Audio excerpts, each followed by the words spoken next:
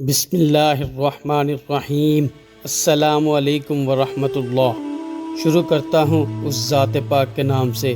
جس کے قبضہ قدرت میں ہماری جان ہے۔ ناظرین کرام، اس ویڈیو میں ہم آپ کو بتانے جا رہے ہیں حضرت عثمان غنی رضی اللہ تعالی عنہ کی شہادت کے حالات و واقعات۔ ناظرین کرام، حضرت عثمان غنی رضی اللہ تعالی عنہ کی شہادت کیسے ہوئی، انہیں شہید کرنے والے کون لوگ تھے، اور کیوں ان لوگوں نے داماد رسول خلیفہ سوم حضرت عثمان ذو النورین رضی اللہ تعالی عنہ کو شہید کیا۔ اس ویڈیو میں ہم انہی تمام حالات و واقعات کا احاطہ کریں گے۔ ناظرین کرام، ایک دفعہ تاجدار ختم نبوت رحمت للعالمین صلی اللہ علیہ وسلم تشریف فرما تھے کہ ایک آدمی کا وہاں سے گزر ہوا جس نے اپنے منہ کو کپڑا سے چھپایا ہوا تھا۔ جناب سرور کائنات صلی اللہ علیہ وسلم نے فرمایا کہ وہ جو بندہ منہ چھپائے ہوئے جا رہا ہے، اس کے دور میں فتنے بہت ہوں گے لیکن وہ اپنے دور میں حق پر ہوگا۔ حضرت عبداللہ بن عمر رضی اللہ تعالیٰ عنہ کہتے ہیں کہ میں بھاگ کر گیا اور اس آدمی کے چہرہ سے کپڑا ہٹایا تو وہ حضرت عثمان غنی رضی اللہ تعالیٰ عنہ تھے۔ میں نے کہا کہ حضور اکرم صلی اللہ علیہ وسلم، آپ ان کی بات کر رہے ہیں؟ تو حضور اکرم صلی اللہ علیہ وسلم نے ارشاد فرمایا کہ ہاں، یہ حق پر ہوگا۔ پیارے دوستو، حضور نبی کریم تاجدار ختم نبوت صلی اللہ علیہ وسلم کے دنیا سے پردہ فرمانے کے بعد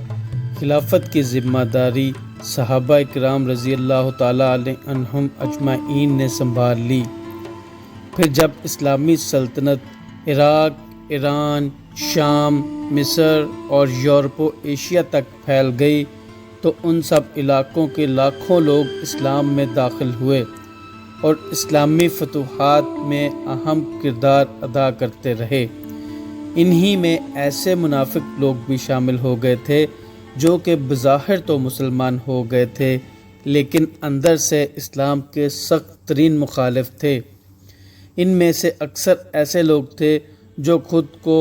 بہت اعلیٰ نسب کے سمجھتے تھے لیکن اسلام میں آنے کے بعد وہ سب باقی مسلمانوں کی طرح عام لوگ ہو گئے تھے۔ دراصل اسلامی مساوات انہیں ہضم نہیں ہو رہی تھی۔ اسلامی انقلاب سے پہلے چونکہ یہ لوگ اپنے اپنے علاقوں اور قبیلوں میں اہم عہدوں پر فائز تھے اور سرداروں اور بادشاہوں والی شاہانہ زندگی گزار رہے تھے۔ اسلامی فتوحات نے ان سب کا یہ شاہانہ لائف سٹائل ختم کر دیا تھا۔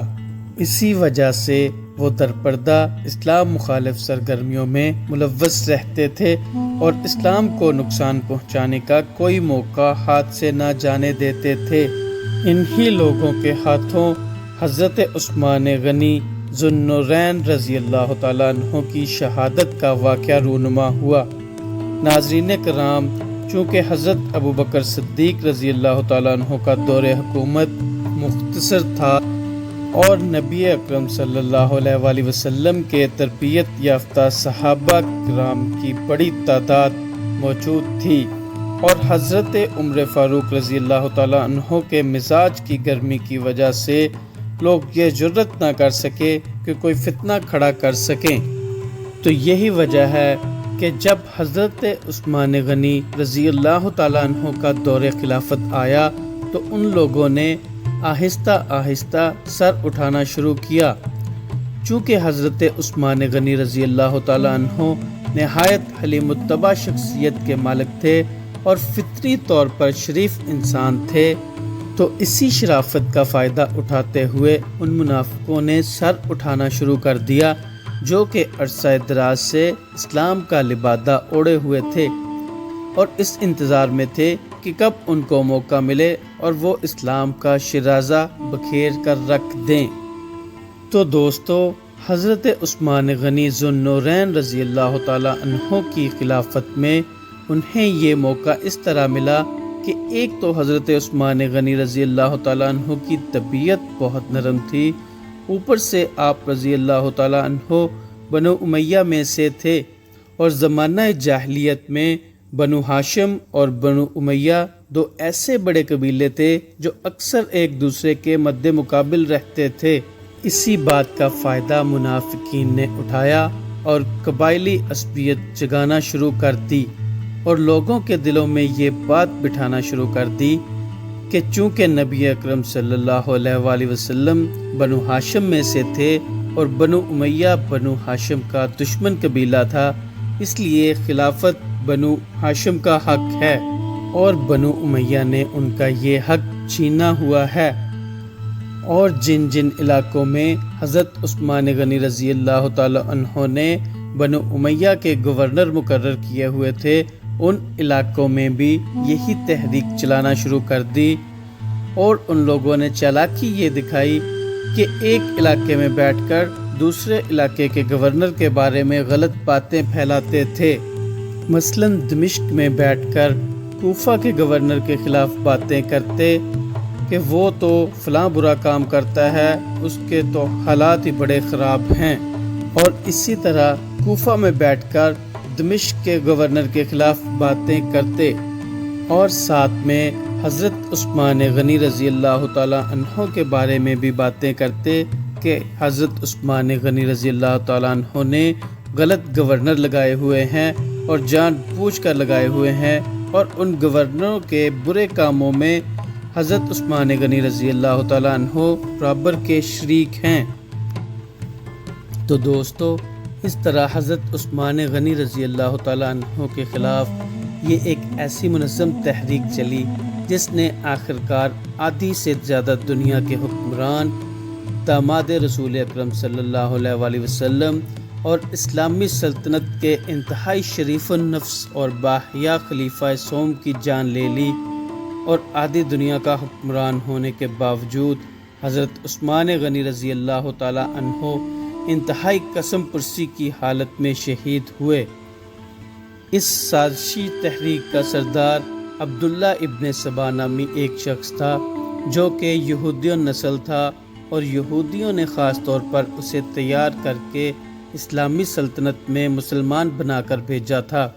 اس فتنہ پرور اور اسلام مخالف اور حضرت عثمان غنی رضی اللہ تعالیٰ عنہ کی مخالف تحریک میں خالد ابن ملجم، کنانہ بن بشیر اور سودان بن حمران جیسے باغی لوگوں کو شامل کر لیا، جنہوں نے عبداللہ ابن سبا کی ہدایت پر مختلف علاقوں میں ایسے لوگ تیار کیے جنہوں نے حضرت عثمان غنی رضی اللہ تعالیٰ عنہ کی مخالف تحریک میں بڑھ چڑھ کر حصہ لیا، اور مختلف علاقوں سے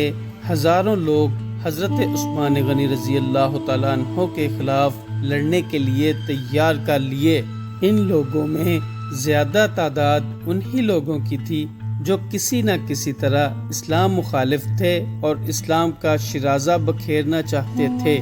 ان میں کچھ ایسے لوگ بھی شامل ہو گئے تھے جو ابھی نو مسلم تھے اور اسلام کی صحیح سمجھ نہیں رکھتے تھے۔ ان لوگوں کو بھی صوبائیوں نے اپنے رنگ میں رنگ لیا اور اس حضرت عثمان غنی رضی اللہ تعالی عنہ کی مخالف تحریک میں بھرپور طریقے سے استعمال کیا۔ پھر یہ لوگ ہزاروں کی تعداد میں مصر، کوفہ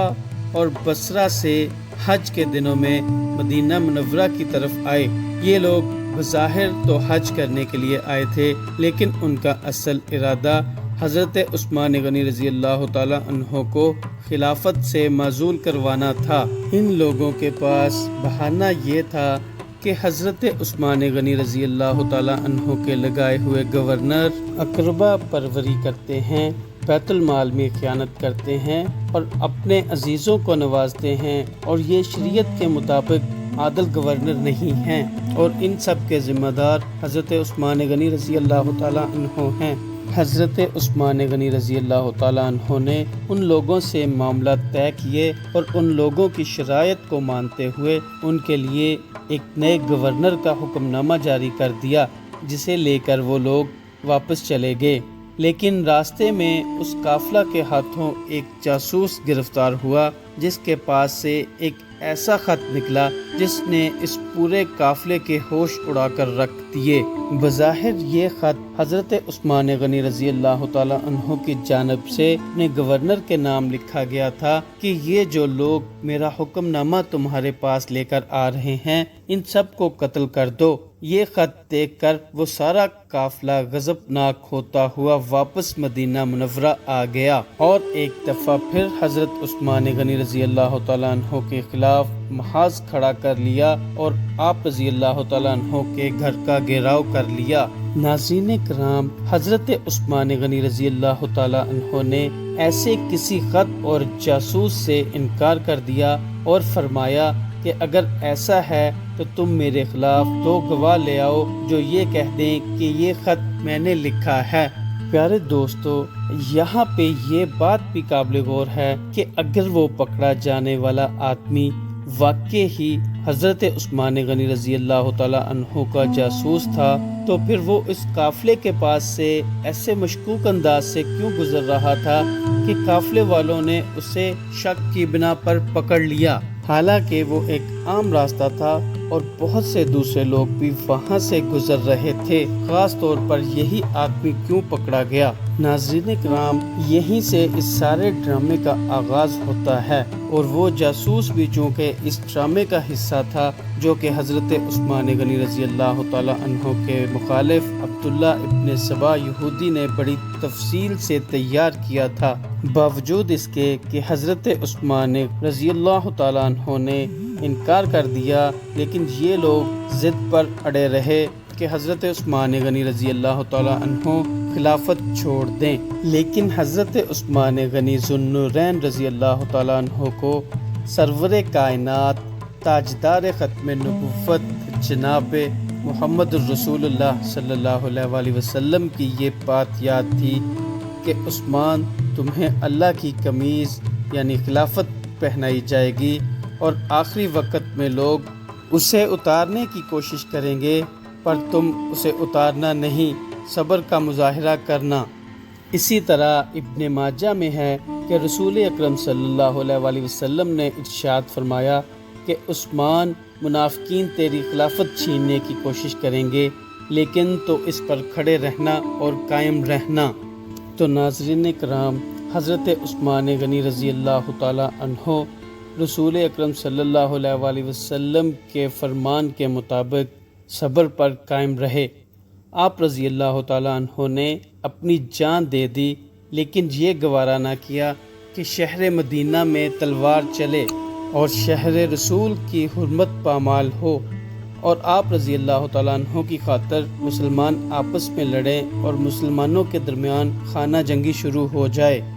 جب باغیوں نے حضرت عثمان غنی رضی اللہ تعالیٰ عنہ کے گھر کا گھیراؤ کر لیا اور تمام راستے بند کر دیے تو آپ رضی اللہ تعالیٰ عنہ گھر کی بالکونی پر تشریف لائے اور باغیوں سے ارشاد فرمایا، لوگو، کیا تم مجھے نہیں جانتے ہو؟ اے لوگو، میرے نکاح میں تاجدار ختم نبوت صلی اللہ علیہ وآلہ وسلم کی 2 بیٹیاں تھیں۔ لوگو، میں نے نبی اکرم صلی اللہ علیہ وآلہ وسلم سے 3 دفعہ جنت خریدی ہے۔ تم جانتے ہو نا کہ جس کنویں کا پانی تم آج مجھ پر بند کر رہے ہو، یہ کنواں میں نے ہی خرید کر مسلمانوں کے لیے وقف کیا تھا۔ رسول اکرم صلی اللہ علیہ وآلہ وسلم نے فرمایا تھا کہ وہ کنواں کوئی مسلمان خرید کر مسلمانوں کو دے دے تو میں محمد الرسول اللہ صلی اللہ علیہ وآلہ وسلم اسے جنت کی بشارت دیتا ہوں۔ اے لوگو، میں نے وہ کنواں خرید کر نبی اکرم صلی اللہ علیہ وآلہ وسلم کے حوالے کر دیا اور ان سے جنت خرید لی۔ لوگو، جب سرکار دو جہاں صلی اللہ علیہ وآلہ وسلم نے مسجد نبوی کی توسیع کا پروگرام بنایا تو ساتھ میں ایک گھر تھا۔ نبی اکرم صلی اللہ علیہ وآلہ وسلم نے فرمایا کہ کوئی ہے جو یہ گھر لے کر دے تو اس کے لیے جنت کی بشارت ہے۔ تو لوگوں، میں نے منہ مانگی قیمت پر وہ گھر خرید کر نبی اکرم صلی اللہ علیہ وآلہ وسلم کے حوالے کر دیا اور آپ صلی اللہ علیہ وآلہ وسلم سے جنت خرید لی۔ حضرت عثمان غنی رضی اللہ تعالی عنہ نے اپنا دائیں ہاتھ ہوا میں لہرایا اور فرمایا لوگوں یہ ہاتھ جب میں نے رسول اکرم صلی اللہ علیہ وسلم کے ہاتھ میں دیا تھا تب سے اب تک میرا اللہ گواہ ہے کہ میں نے اس ہاتھ کو کسی ناقدری یا گندی چیز سے نہیں لگنے دیا۔ تو لوگوں میں تاجدار ختم نبوت صلی اللہ علیہ وسلم کی خلافت کو ناقدر لوگوں کے حوالے کیسے کر سکتا ہوں؟ اس طرح آپ رضی اللہ تعالیٰ عنہ نے ان لوگوں پر اپنی حجت تمام کر دی۔ جب باغیوں کی بغاوت حد سے تجاوز کر گئی اور انہوں نے پانی بند کر دیا تو حضرت علی رضی اللہ تعالیٰ عنہ، حضرت طلحہ، حضرت زبیر اور حضرت حسن رضی اللہ تعالیٰ عنہ آئے اور کہا کہ اے امیر المومنین، آپ حکم دیں، ہم ان لوگوں کو روند کر رکھ دیں گے۔ حضرت عثمان غنی رضی اللہ تعالیٰ عنہ چونکہ انتہائی صابر اور نرم طبیعت کے مالک تھے تو اس لیے آپ رضی اللہ تعالیٰ عنہ نے فرمایا میں اپنی جان بچانے کے لیے مسلمانوں کا خون نہیں بہا سکتا۔ حالانکہ آپ رضی اللہ تعالیٰ عنہ لاکھوں کی اسلامی فوج کے کمانڈر اور خلیفہ تھے، لیکن چونکہ آپ رضی اللہ تعالیٰ عنہ شہر نبوی سے ایک خاص محبت رکھتے تھے اور مدینہ منورہ کا تقدس پامال نہیں کرنا چاہتے تھے۔ آپ رضی اللہ تعالیٰ عنہ جانتے تھے کہ مدینہ منورہ نبی اکرم صلی اللہ علیہ وسلم کی وجہ سے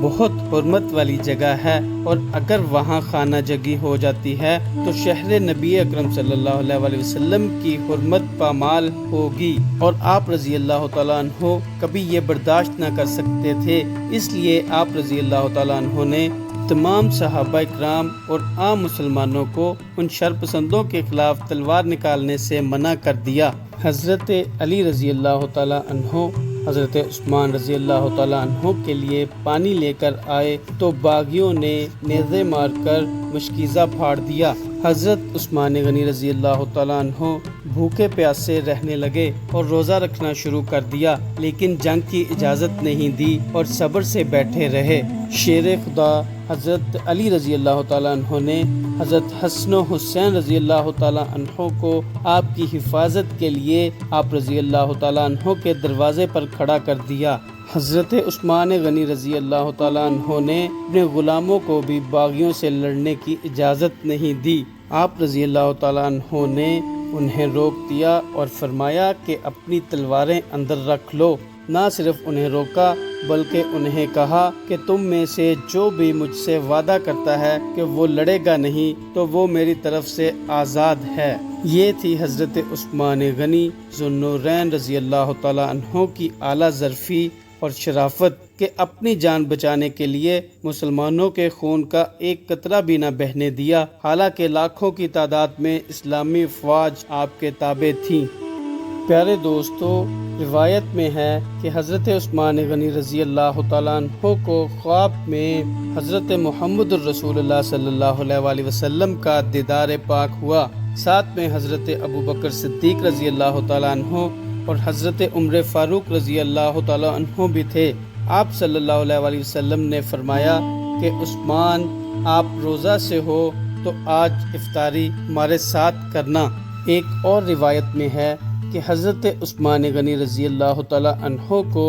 خواب میں جناب نبی اکرم صلی اللہ علیہ وسلم کا دیدار پاک ہوا، اور ساتھ میں حضرت ابوبکر صدیق رضی اللہ تعالیٰ عنہ اور حضرت عمر فاروق رضی اللہ تعالیٰ عنہ بھی تھے۔ سرکار دو جہاں صلی اللہ علیہ وسلم نے فرمایا کہ عثمان، آج ہم جمعہ کی نماز اکٹھے ادا کریں گے۔ ناظرین کرام، حضرت عثمان غنی رضی اللہ تعالیٰ عنہ کے سامنے والے دروازے کی طرف جناب حسنین کریمین رضی اللہ تعالیٰ عنہ حضرت عبداللہ بن زبیر رضی اللہ تعالیٰ عنہ پہرا دے رہے تھے۔ بلوائی آئے تو انہوں نے شدید مزاحمت کی، جس کی وجہ سے وہ بھاگ گئے۔ پھر باغی پچھلی دیوار پھلانگ کر اندر آئے اور آپ رضی اللہ تعالیٰ عنہ روزے کی حالت میں بیٹھے قرآن پاک کی تلاوت فرما رہے تھے کہ ایک بدبخت نے آپ رضی اللہ تعالیٰ عنہ کے سر پر لوہے کی لٹ اتنی زور سے ماری کہ آپ رضی اللہ تعالیٰ عنہ کا سر پھٹ گیا، اور آپ رضی اللہ تعالیٰ عنہ کا خون قرآن پاک کی آیت فَسَيَكْفِيكَهُمُ اللَّهُ وَهُوَ السَّمِيعُ الْعَلِيمُ پر گر کر رک گیا۔ اس کے بعد ایک ملعون نے تلوار کا وار کیا تو آپ رضی اللہ تعالیٰ عنہ کی زوجہ محترمہ حضرت نائلہ رضی اللہ تعالیٰ عنہ نے آپ کو بچانے کے لیے اپنا ہاتھ آگے کر دیا تو حضرت نائلہ رضی اللہ تعالیٰ عنہ کے ہاتھ کی 3 انگلیاں کٹ گئیں۔ تو پھر ظالم نے ایک اور وار کیا تو جناب حضرت عثمان غنی رضی اللہ تعالیٰ عنہ کا ہاتھ کٹ گیا تو آپ رضی اللہ تعالیٰ عنہ نے فرمایا، ارے بدبخت، یہ وہ ہاتھ تھا جس سے میں وحی کی کتابت کیا کرتا تھا۔ پھر آپ رضی اللہ تعالیٰ عنہ کو 9 وار کر کے روزہ کی حالت میں 18 ذی الحج سن 35 ہجری کو جمعہ کے دن 82 سال کی عمر میں مظلومی کی حالت میں شہید کر دیا گیا۔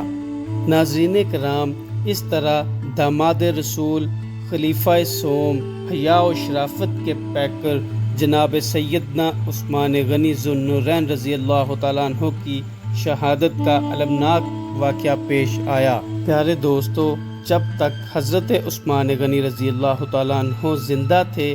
اللہ تعالیٰ کی تلوار نیام میں تھی۔ شہادت عثمان غنی رضی اللہ تعالیٰ عنہ کے ساتھ ہی یہ تلوار ایسی نیام سے باہر آئی کہ جنگ جمل اور جنگ صفین کی شکل میں کم و بیش 1 لاکھ مسلمانوں کو دیکھتے ہی دیکھتے لقمہ اجل بنا گئی، اور اس کے بعد پھر یہ تلوار کبھی نیام میں نہیں گئی۔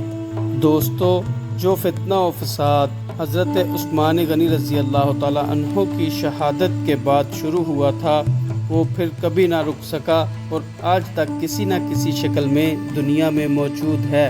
ناظرین کرام، اسی فتنہ سبائی سے ہم آج بھی نبر آزما ہیں۔ اللہ پاک سے دعا ہے کہ اس فتنہ پرور دور میں ہمیں حق پر رکھے اور ہر دم ایمان سے بھرپور زندگی گزارنے کی توفیق عطا فرمائے، آمین۔ تو دوستو، اگلی ویڈیو تک کے لیے آپ سب سے اجازت چاہتا ہوں۔ اللہ پاک ہم سب کا حامی و ناصر ہو۔ السلام علیکم ورحمۃ اللہ۔